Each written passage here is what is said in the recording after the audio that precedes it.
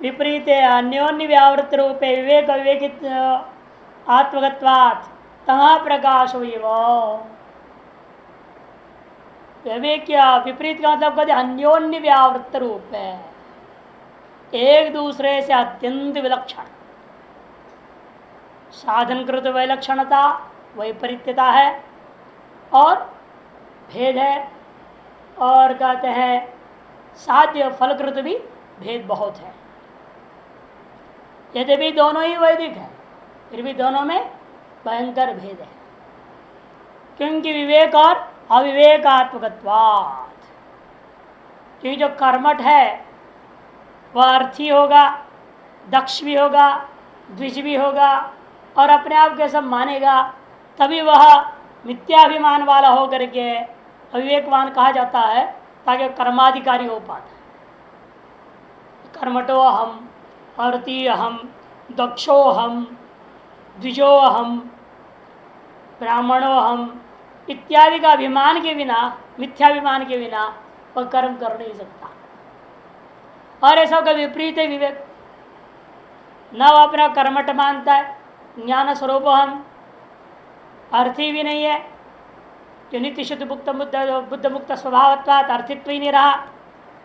अतः कार्य करने का दक्षता का प्रश्न ही नहीं उठता है, तो द्विजत्वादि भी औपाधिक होने के नाते उपाधिस्थ है, स्वरूपस्थ नहीं है, इसलिए कोई भी चीज विवेकी मानता नहीं अपने में। इस प्रकार से परस्पर अत्यंत विरुद्ध है, प्रकाश और अंधकार के समान कर दिया। विशुचि विशुचौ नाना गति विभिन्ने फले सूचयतो जनयतः इति यावत्। भिन्न भिन्न फलों को वो सूचित करते हैं, बल्कि उत्पन्न ही करते हैं, जो उनको विशुचि कहा जाता है।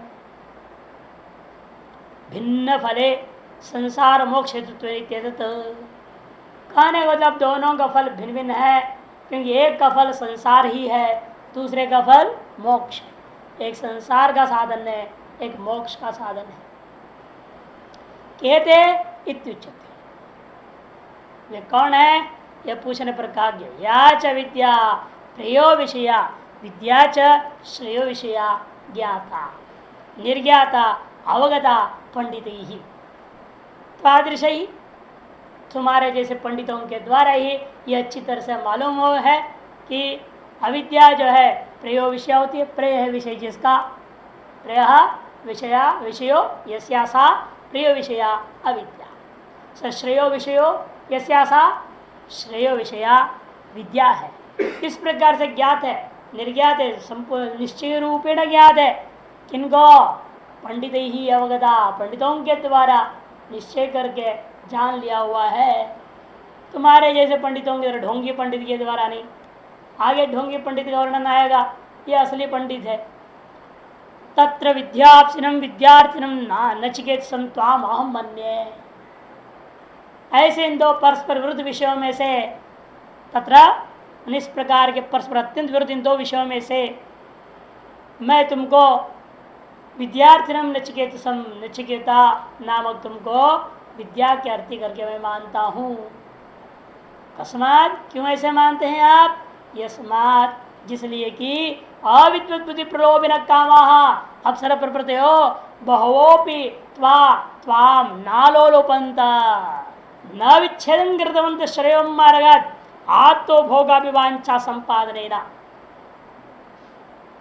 अतो विद्यार्थिनम श्रेयो भाजनम मन्यते विप्रायः।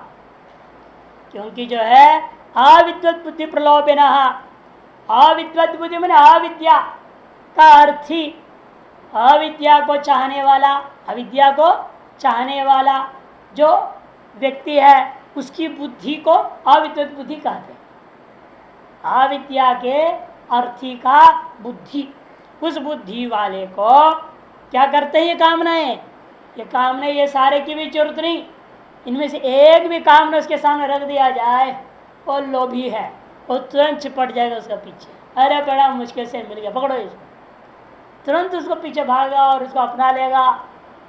एक भी कामना जितना दिया उसको, पुत्र पौत्रान निष्पा से शुरू करके अंत तक, उनमें से एक भी कामना प्रस्तुत कर दी जाए किसके सामने, वो झटिति झपट जाएगा, तुरंत लाओ लाओ लाओ, देरी नहीं करने का है कि नहीं। अविद्वान अविद्या की आर्थिक बुद्धि ऐसी होती है। प्रलोभिना कामा, उनकी बुद्धि को प्रलोभन करने वाली जो कामनाएं हैं कौन सी हैं, जैसे कि अप्सराएं आदि है। वह पी, अब वैसे एक भी जब उन्हें अपी इसलिए कह दिया, कहने का मतलब अविद्वान को एक भी कामना हो उसके समक्ष वो प्रलुब्ध हो जाता है, और तुम्हारे लिए तो बहुत सारे देने के बावजूद भी न लोलुपंत, एक कामनाएं तुम अंदर लोभागार वृत्ति को उत्पन्न नहीं कर सकी। न विच्छेदन कृतवंत, कहने का मतलब तुमको अपने लक्ष्य से अलग नहीं कर सके, हटा नहीं सके, दूर नहीं कर सके। लुप्लिच्छेदने धातु मान करके कार्य अलोलुपंता, लुभ धातु नहीं ले रहे हैं, लुप ले रहे हैं।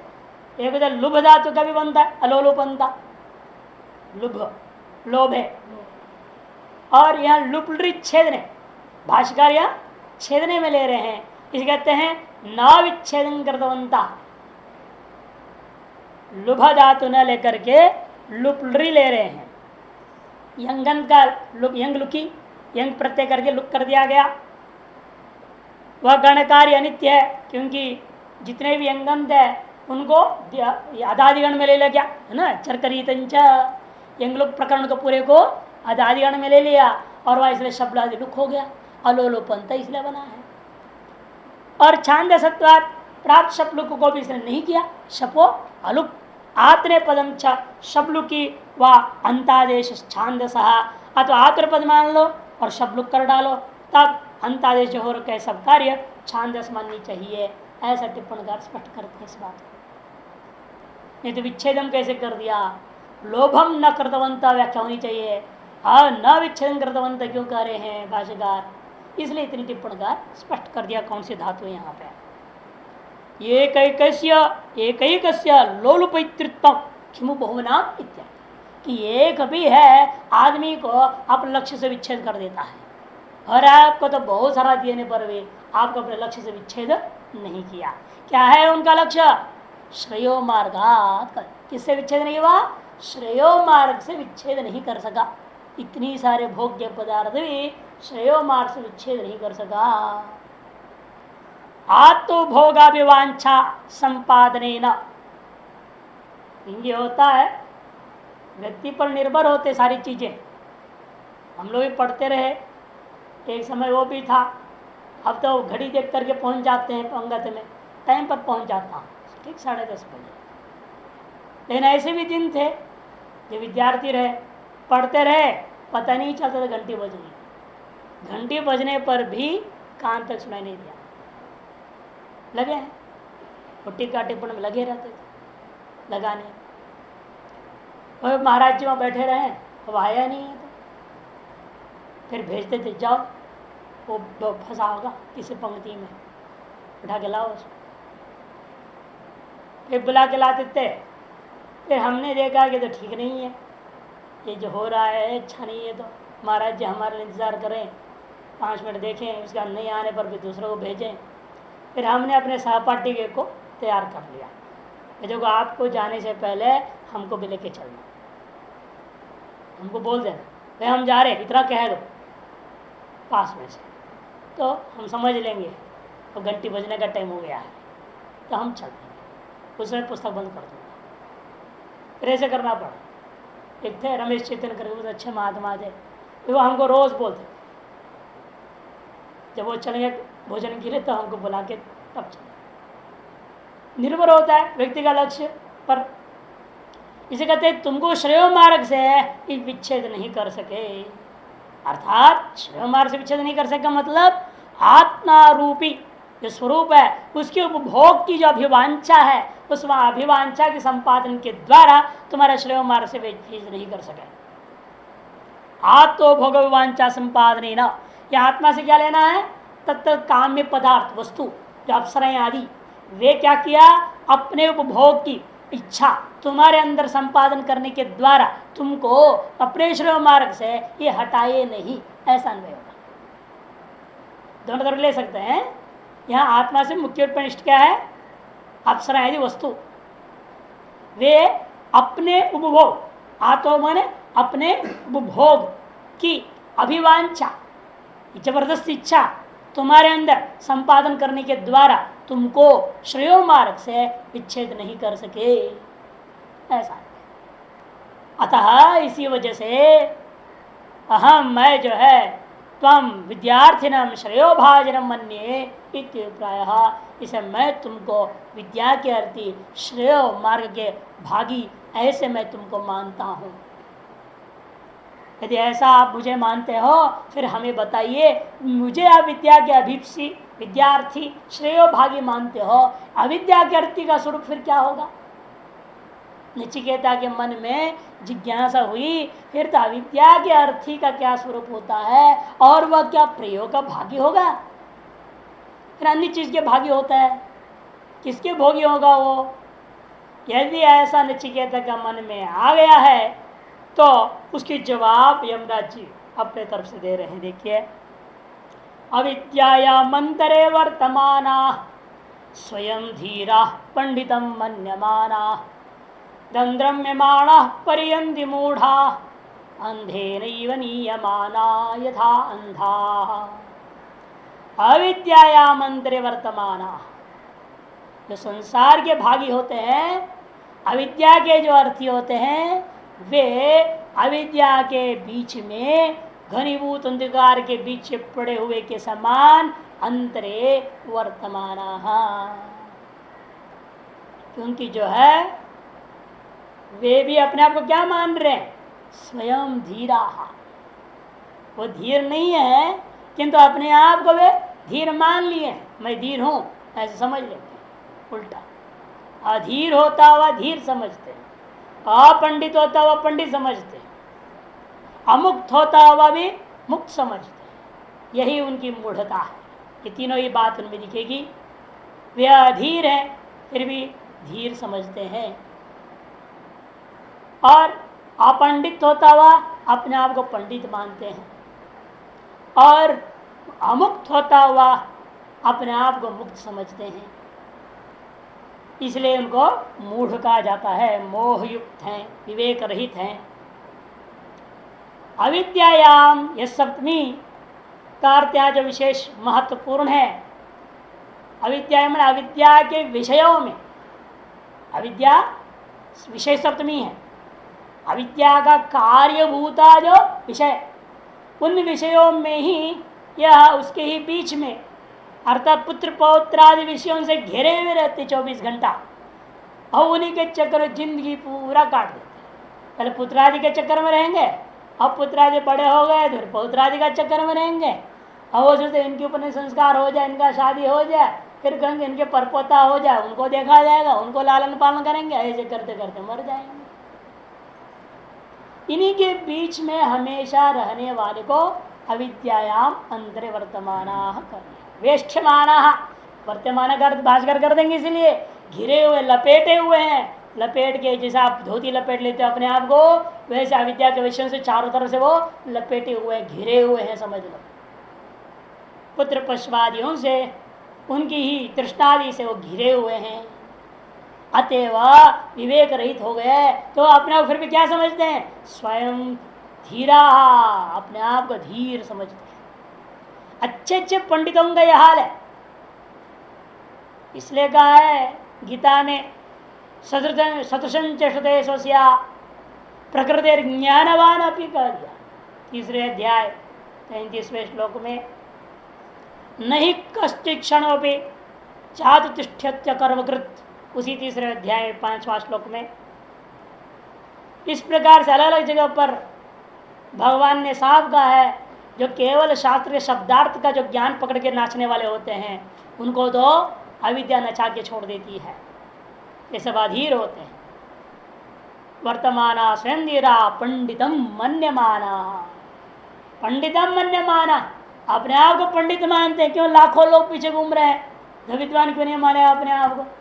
लाखों छेड़, महामूढ़ है, और उसके लाखों छेड़, क्यों? दुनिया फिर महामूर्ख है। जितने ऐसे लोगों को क्या शास्त्र का ज्ञान है आजकल, तो आप कुछ भी बोलिए स्टेज से लोग तो मान लें कि उन्हें तो कुछ ज्ञान तो है नहीं शास्त्र का। इन लोगों को शास्त्र का ज्ञान हो और आप जो गलत कहो तो पकड़ेगा ना वो। विद्वत समाज में बोलने की हिम्मत किसको होती है? इसीलिए हमने एक ऐसा मंडलेश्वर को देखा, अपने आश्रम में बड़े संस्कृत में बोलते थे, बैठ बैठ दूर दूर करके उल्टा पुल्टा कुछ ही बोलते थे संस्कृत में। अब एक बार वो केरल में शंकराचार्य के 1200 साल की जयंती मना रहे थे, और उसमें वहाँ जो मन संचालन करने वाला घोषणा कर दी, यहाँ से विभिन्न अखाड़ों के 65 महामंडलेश्वर थे। 65 महामंडलेश्वर स्टेज पर बैठे हुए हैं, लंबा स्टेज। 2 शंकराचार्य विद्यमान थे और एक मध्वाचार्य संप्रदाय के एक आचार्य, निम्बार संप्रदाय, जैसे कुल 6-7 आचार्य वो लोग थे अलग। इन मन संचालन करने वाला दक्षिण के उद्भट पंडित था, श्रृंगेरी मठ वाला, और उसने घोषणा कर दिया सबको संस्कृत में ही प्रवचन देना है। और सब सामने जो बैठे हुए थे पूरा पंडित समाज, सब पंडितों को ही बुलाया गया था। आम पब्लिक बहुत कम, पीछे लाइन बहुत पीछे दिख रहे थे, 150। लेकिन चारों तरफ से पूरा तमिलनाडु से, आंध्रा से, यहाँ ऊपर बनारस से, सब जगह से विद्वानों को, ब्राह्मणों को, 15 दिन पहले से वो रोजा विषय पर परिचर्चा रखी हुई थी। कम से कम 1,500 से लगभग पंडित थे। अब ये जितने मंडलेश्वर बैठे थे सबके हवा गोल हो गया। अब कोई कह रहा है मेरे को बुखार हो गया, कोई कहता है पेट में दर्द, कोई सिर में दर्द, किसी को टट्टी लग गई, किसी को पेशाब लग गया। सब एक के बाद एक स्टेज से खिसकते कि हमारा नंबर ना आ जाए, नाम न पुकार, फिर तो बोल नहीं सकते। सब भागे खड़ाकर। 1 घंटे के अंदर, जब तक पंडितों में से बोलने का टाइम था, उसके अंदर अंदर सारा स्टेज खाली, खाली स्टेज खाली। एक काशिका जी बैठे थे, श्रृंगेरी के शंकराचार्य, निश्चलानंद जो शंकराचार्य हैं गोवर्धन पीठ वाले, वो और 2-3 आचार्य लोग ही थे। एक वासुदेव आचार्य थे और अपने विशेष तीर्थजी थे माधव संप्रदाय के, एक और कोई थे। बस जहाँ 80 लोग लाइन में बैठे हुए थे, बैग से पेटू सारे गायब। अंत तक 5-6 रह गए स्टेज, देखते रह गया मैं क्या हो रहा है। अपने घर में संस्कृत में दहाड़ना आसान है, कुछ भी बक बक बक कर लेना। विद्वत समाज के सामने सब कांप गए, सब बैठे ही नहीं स्टेज में, उतर उतर के चले गए। यह हाल है। पंडितम मन्यमान, और स्वयं अपने आप को अपने पीछे बोर्ड टांगते हैं, वाक्य प्रमाण पारावारी श्रोत्र ब्रह्मनिष्ठ, उन्हें लिखते हैं मंडलेश्वर लोग। उनका आप जाके देखिए, पीछे रहता है कपड़े का सिल्की स्पेशल कपड़ा होता है, उसमें गोल्डन वायर से लिखा रहता है सारी चीज, अनेकों विशेषण, वेदांत मारदंड, वेदांत सूर्य, ये वो दुनिया भर लिखा रहता है। यतीन्द्र कुल तिलक, हम कुछ नहीं। वहाँ जाके सब का टायर पंक्चर हो गया। तब देखा मैंने क्या है असली, पता लगता है आदमी को पोल पट्टी। तब विषय भी तय गया, ये तो है नहीं कुछ भी बोलोगे आप, विषय है, इस विषय पर ही बोलना है आपने। आप घबरा गए सब। तो पंडितम मन्यमान ऐसे को तो कहा जाता है। अपने आप को बड़े ब्रह्मसूत्र आदि पढ़ा रहे हैं, विद्वान हैं, लेकिन फिर भी प्रकृति में यान्ति भूतानि निग्रह किं करिष्यति, फंसे पड़े हैं प्रकृति में। परोपदेश मूर्खोपि सुपंडितः, इसलिए कहावत हुआ परोपदेश में मूर्ख भी सुपंडित हो जाता है। तो जो परे वो सब महामूर्ख है, उनके लिए मूर्ख भी पंडित है ही। मूर्खों के लिए पंडित अच्छा पंडित है, और पंडितों के सामने असली ज्ञान ही पंडित हो सकता है, दूसरा नहीं हो सकता है। और दंद्र में माना पर्यंती मूढ़ा, हाँ अपने आप को मुक्त समझते हैं, लेकिन वास्तव में संसार जन्म मरण के चक्कर में दंद्रम्य माणा, यहां भी अंगंत प्रयोग कर दिया, दंद्रम्य माणा। मूढ़ पुरुष कुटिल गति को, कुटिल गति को निरंतर प्राप्त करने वाले लोग हैं ये। नुक आगम हुआ दंद्रम्य माणा, कुटिल गति, क्योंकि नित्यम कौटिल्य गतौ एक सूत्र है जो यंग को गत्यर्थक धातुओं से नित्य अंग कर देता है, विकल्प से अंग नहीं होगा, नित्य अंग हो जाएगा। और नुक का भी आगम हो जाता है अभ्यास को से दन दिख रहा दंद्रम्य माणा पर्यंति मूढ़ा। कुटिल गति को वैसे ही प्राप्त होते हैं जैसे अंधे नहीं नियमान था अंधा एक अंधे के द्वारा ले जाए गए अन्य अंधे जिस प्रकार से गड्ढों में गिर गिर के हाथ पर छोट को प्राप्त कर लेते हैं वही हाल हो जाता है उनका। वही भारत का रोड हो तो क्या नहीं क्या भारत की किसी भी रोड पे बिना गड्ढे को रोड ही नहीं हो सकता है। नेशनल हाईवे हो कोई भी हो कोई फर्क नहीं पड़ता है गड्ढे तो जरूर होंगे 10-20। तो कहाँ अंधा आपको उन गड्ढों से बचा के ले जा पाएगा दूसरा अंधों को स्वयं भी गिरेगा किसी गड्ढे में और सबको गिराएगा किसी गड्ढे में। इसे लक्ष्य को समझना और लक्ष्य का बोध कराने के लिए प्रयुक्त साधन वाक्य को समझना यह आसान बात नहीं है। इसलिए अन्यत्र भाष्यकर सुंदर दृष्टांत दिए हैं। एक बार एक आदमी जंगल में भटक गया था। एक गांव से दूसरे गांव से कुछ लोग जा रहे थे उनसे पूछा भाई हमको अमुक गांव में जाना है तो क्या करो पता नहीं चल रहा अंधकार होने वाला है। तो उन्हें जो गायें जा रही है ना इसका पीछे पीछे जाना तो ये गाय उसी गांव में जा रहे हैं सब तुम भी पीछे पीछे गांव पहुंच जाओगे। वो थोड़ा मूढ़ था दंद्र मारना पर्यंत मूढ़ा वालों में से था वो अपने आप को पंडित मन ने माना गलत अर्थ लगा लिया पंक्ति का। उन्होंने कहा गौ का पीछे पीछे जाओ।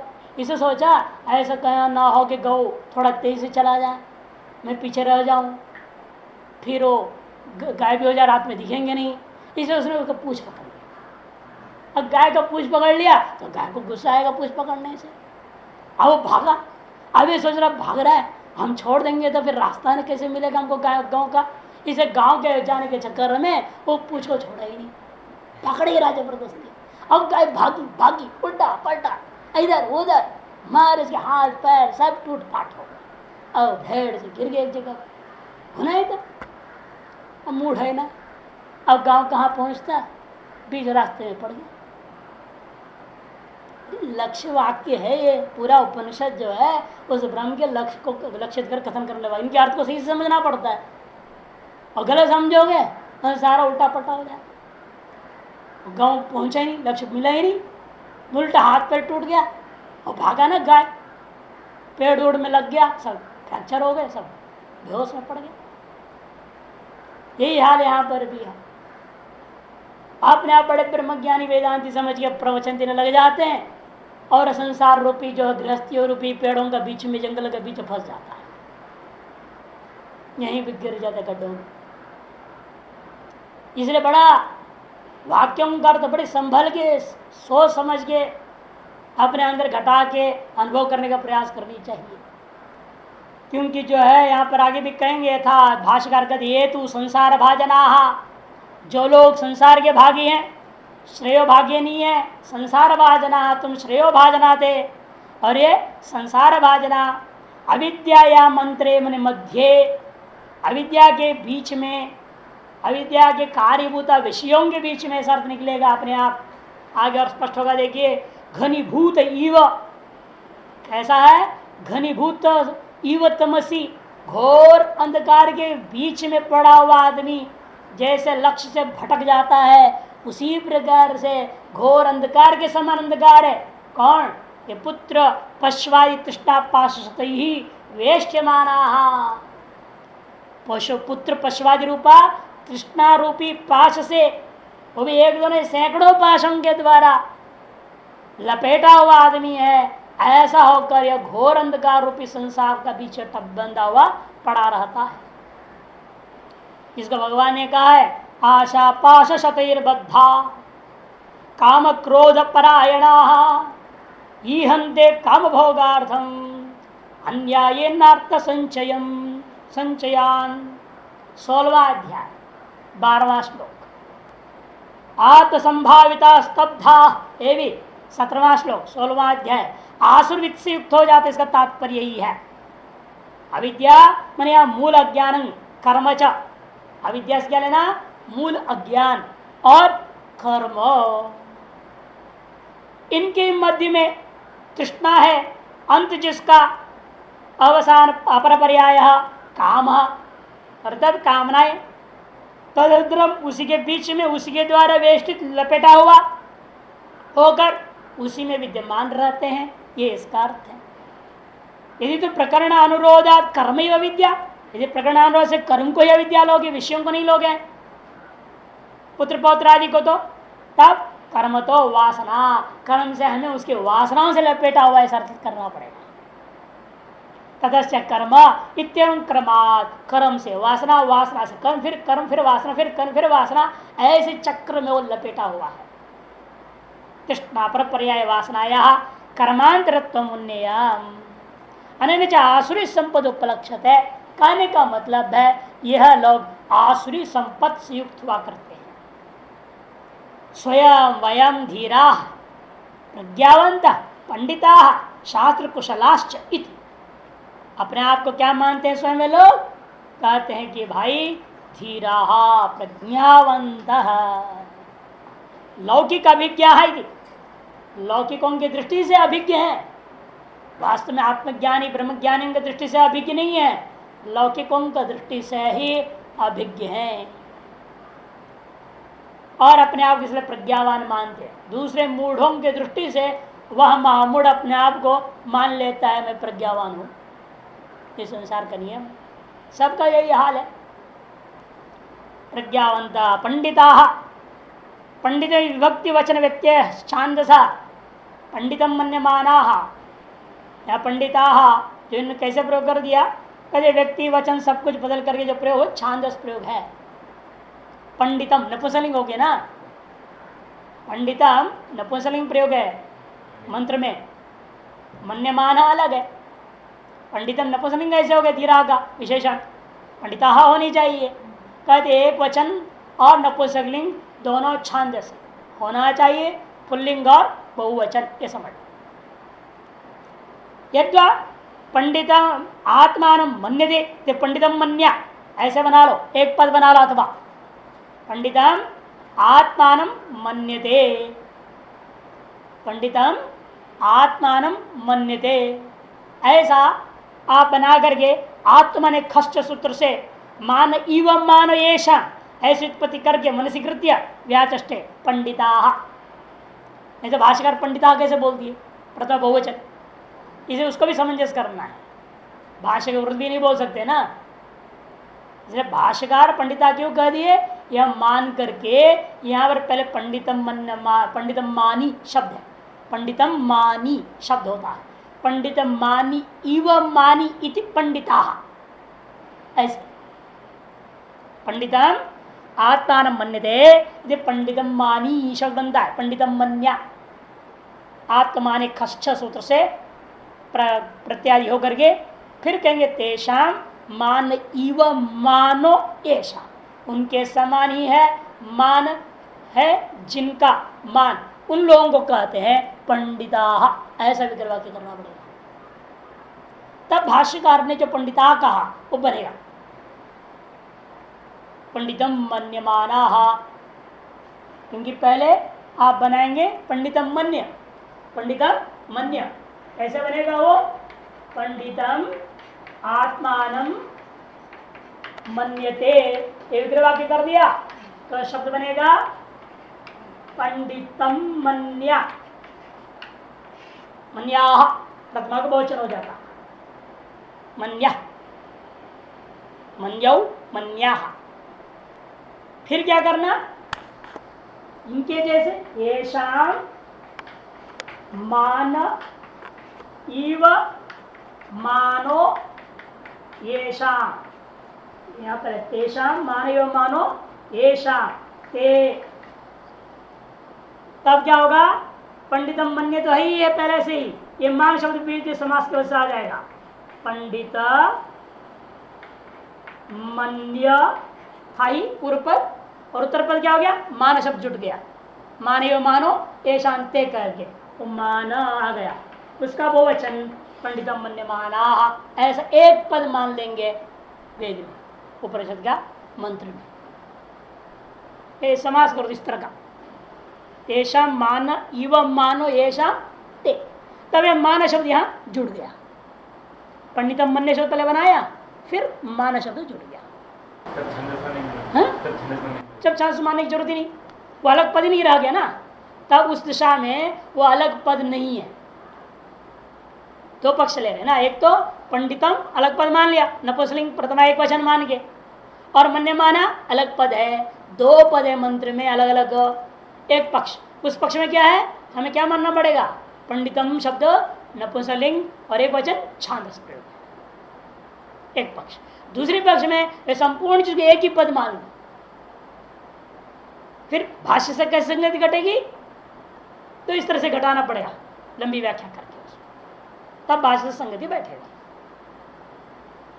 पंडिता शास्त्र कुशलाश्चैति अत्र पक्षे वयम धीरा इति मन्यमाना इति आर्थिकम उन्नेयम।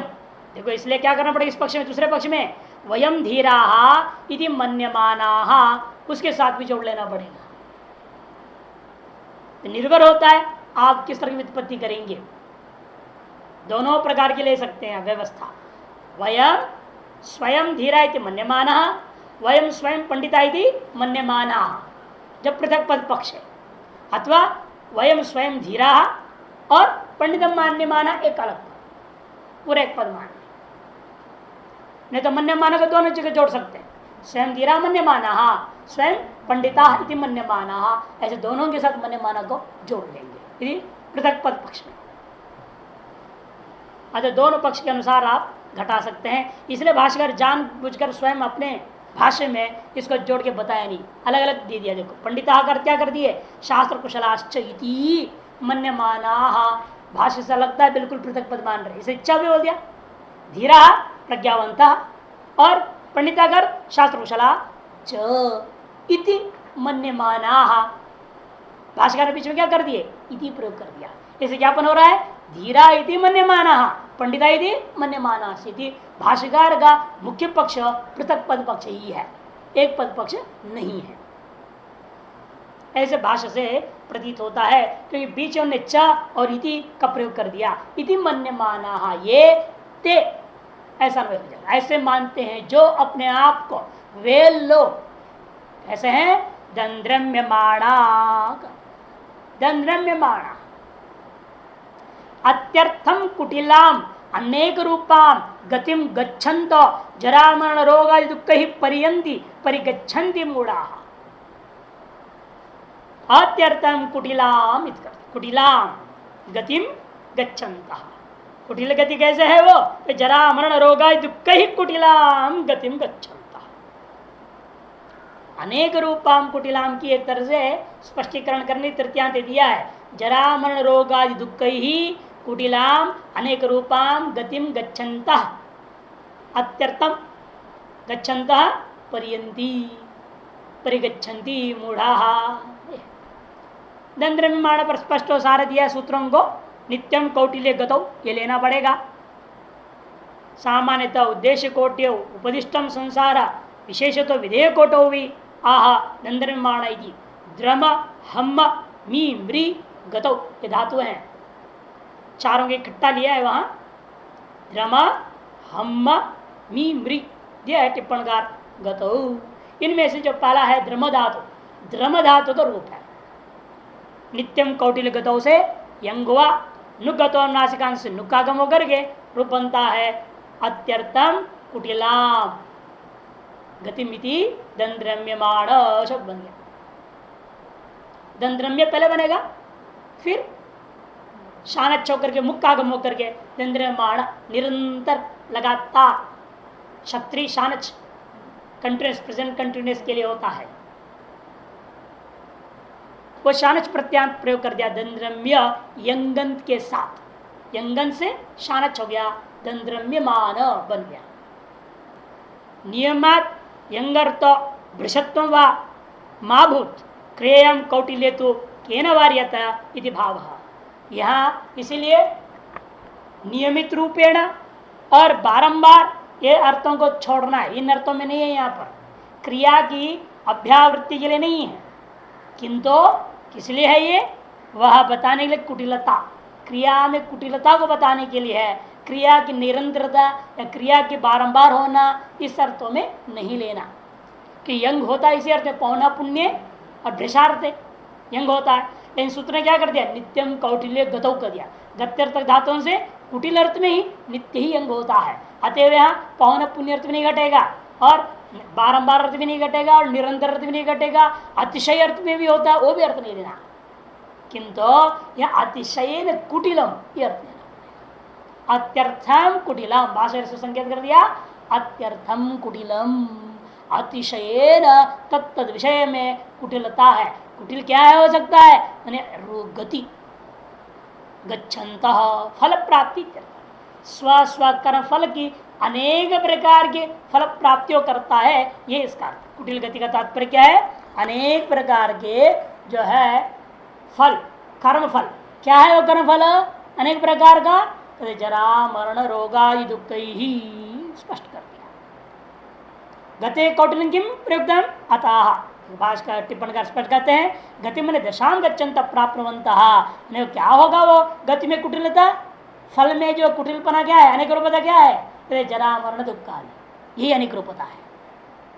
परियंती परिता संसार चक्रे भ्रमंती, परितः चारों तरफ उटक पटक होते रहेगा इस संसार चक्र में, जैसे लकड़ी नदी में बहता है ना, उटक पटक होता हुआ लहरों में और भंवरों के बीच में, उसी प्रकार से ये भी जो है पड़ा हुआ है संसार चक्र में। आसुरीम योनिमापन्ना मूढ़ा जन्मनि जन्मनि माम अप्राप्यैव कौन्तेय ततो यान्त्यधमाम गतिम। 16वां अध्याय के 20वें श्लोक में साफ कहा है, भगवान ने भी गीता में श्रुति के अनुरूप सब कुछ कहते हैं। देखो यहाँ जो आसुरी संपद कहा गया वो पूरा गीता में लिया हुआ है। देखिए श्रुति के अनुरूप गीता आसुर संपद का वर्णन करता है। पर्यंती परिगच्छन्ति मूढ़ाहा, उन्होंने भी कहा योनिमापन्ना मूढ़ा कह दिया, जन्मनि जन्मनि अविवेकिनो इत्यर्थ। कहने का मतलब अविवेकी लोग केवल मोहग्रस्त नहीं है, वह मोहग्रस्त कारण में चले जाओ। मोह की वजह से ग्रस्त क्यों है, विवेक नहीं तो होने से मोहग्रस्त है। विवेक होता तो मोह नहीं होता, विवेक नहीं होने से मोहग्रस्त है। अंधे नहीं व दृष्टि विहीने नहीं व नियमाना विषमे पथी यथा बहवो अंधा महानतम अनर्थम रिच्छन्ति तद्वत्। अंधे के द्वारा, दृष्टि विहीन व्यक्ति के द्वारा नियमाना विषमे पथी, कैसे मार्ग में, सीधे सड़क में ले जा रहे, कोई दिक्कत नहीं है, बढ़िया सड़क हो, स्वर्णिम चतुर्भुज के समान सड़क हो, नहीं बिल्कुल चकाचक सड़क। ऐसा हो तो बात अलग है जिसमें गाड़ी 120-150 स्पीड में चल सके, ऐसी सड़क भारत में तो बहुत ही कम है, न के बराबर। अभी बना रहे स्वर्णिम चतुर्भुज जो बना रहे हैं, गोल्डन क्वाड्रेंगल जो बोल रहे हैं, वो ऐसा ही रोड है। उसमें क्या ना बना टनल्स जैसे बनेगा, लगा हुआ है बोर्ड, इसे 120 किलोमीटर स्पीड में जा सकते हैं, इसमें 80 किलोमीटर में स्पीड में जा सकते हैं, इसमें 40 किलोमीटर स्पीड में जा सकते हैं, ऐसे बना रहे हैं। पूरे भारत को जोड़ रहे, चार बना, लगभग हो ही गया, कंप्लीट हो गया है। दिल्ली से तो उद्घाटन भी हो गया, जयपुर तक का सारा, इतने स्पीड में जा सकते हैं। फिर बम्बई से तो उधर के पुणे के लिए है, बम्बई से पुणे के लिए पहले से बन गया है। तो ऐसे जो मैं तो भाई अंधा भी चल देगा आराम से, क्यों वहीं सीधे तो जाना, इधर तो जाना है नहीं है? इसलिए भाष्कर जान के बोला समय नहीं विषमे पथी यथा, विषम मार्ग में, यहाँ पहाड़ में जाओ, ये रोड घूम घूम के चल रहा है, कहाँ घूमेगा कहाँ क्या होगा पता ही नहीं, कहाँ गड्ढा है पता नहीं, कहाँ ऊंचा हो रहा है पता नहीं, भरोसा नहीं। ऐसे रोड में भावो अंधा नियमाना महान तमर्थम रिच्छन्ति तद्वत्, महान अनर्थ को ही प्राप्त करते जैसे, ठीक उसी प्रकार से समझ लेना।